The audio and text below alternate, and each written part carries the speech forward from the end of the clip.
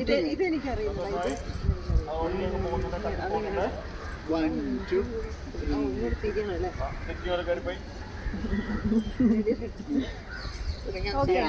പിള്ളേരെ പഠിപ്പിച്ചിരിക്കില്ല അതുപോലെ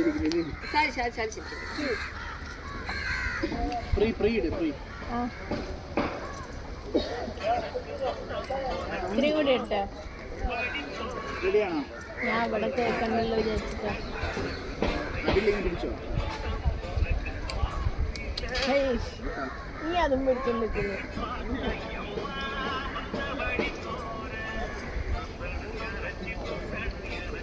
ready ready.